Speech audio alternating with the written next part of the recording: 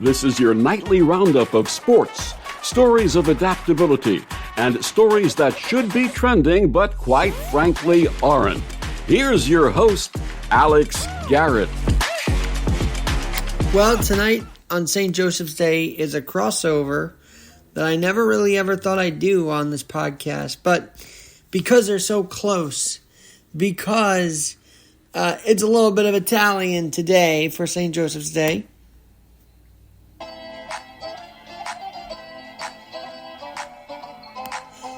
we also have to remember that just 2 days ago was this. A little Irish as well for St. Patrick's Day.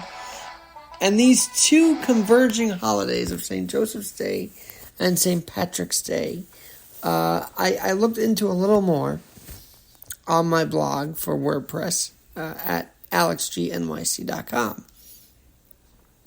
Because, see, the convergence of the Italian holiday of St. Joseph's and the Irish holiday of St. Patrick is so fitting and so, synchronistic.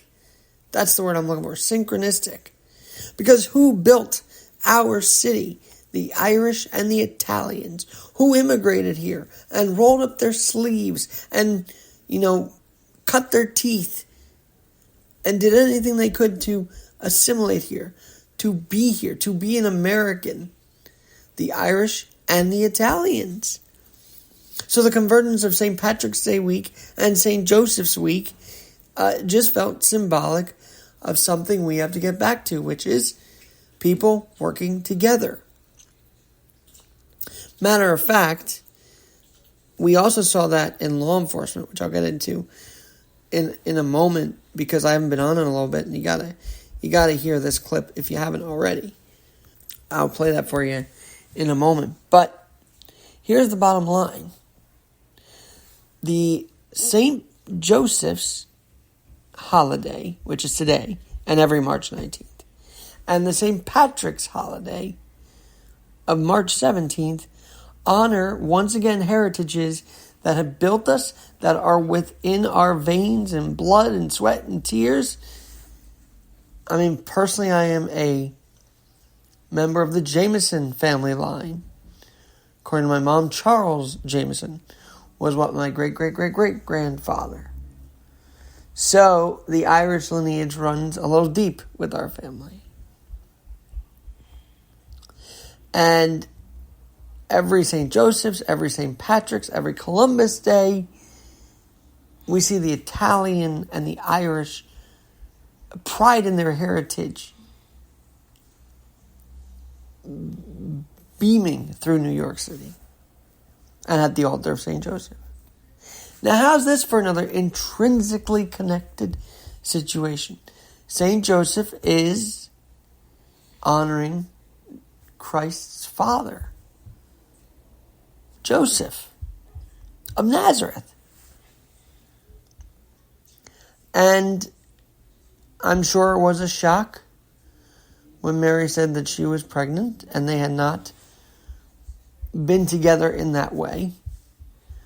But he had the faith to move them to that inn where Christ was born. We cannot forget that this St. Joseph's Day. Then let's flip the page to 432 AD. After years of being enslaved in Ireland,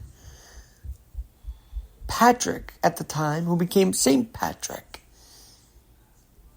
would go on and convert Ireland to Christianity, carrying on Joseph's work, working hand in hand, the Irish and the Italian. And how about this for one more wrench in this whole equation?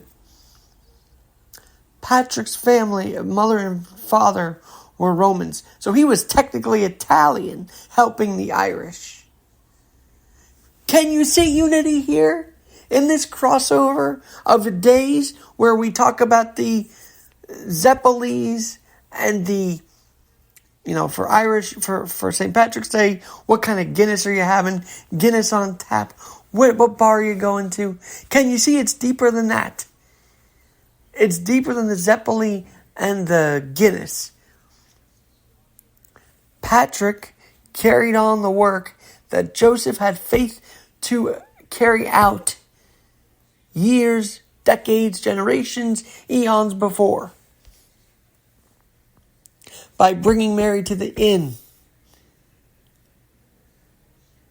They worked together, even though they didn't know each other. They worked together to bring about Christ into the world, Christ into Ireland.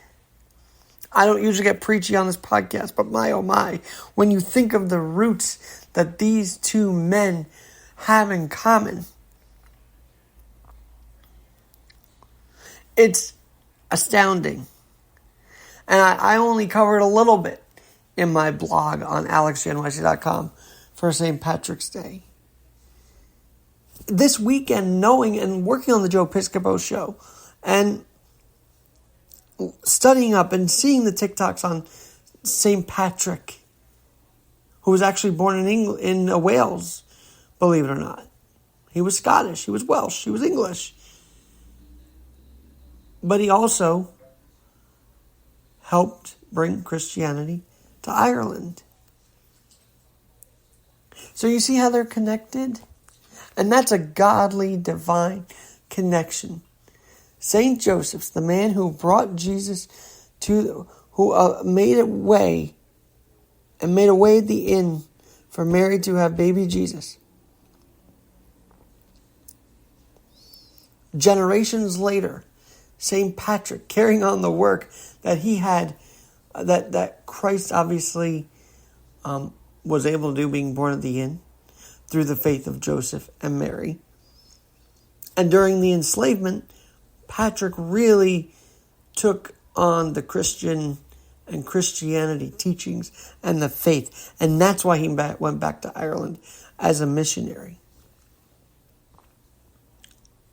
So when you look beyond just the great treats for St. Joseph's Day and the great beers, the green beers for St. Patrick's Day, and the great music that accompany both heritages, you see there is a commonality of God there and God's work there. And I will end today's show by saying I had asked aloud something one place said to me in an email today. It was kind of jarring. It said, "Alex Garrett, do you know if you will be in heaven?" A minute later, the Rangers scored, and that was my answer tonight. We hope. We pray, right? So, maybe when you think of that question, watch your favorite sports team, and they'll have the answer for you. The sports gods always know also. I believe that. But happy St. Joseph's Day. Happy St. Patrick's Day a couple days later. And to know these two men are intrinsically connected through God's work. It should bring a very different, maybe more nerdy approach to the day, but a more meaningful, philosophical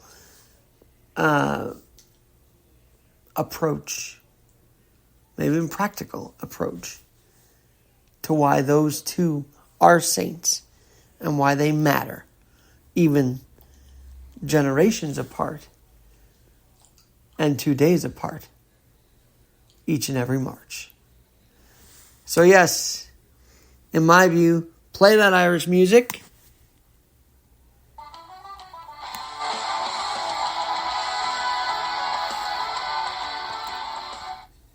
And, of course, play some Italian music tonight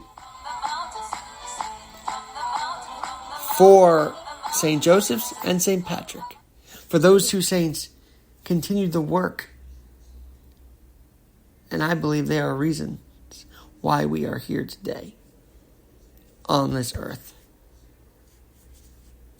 So think about it as you have that green beer and that Zeppeli to honor St. Patrick and St. Joseph.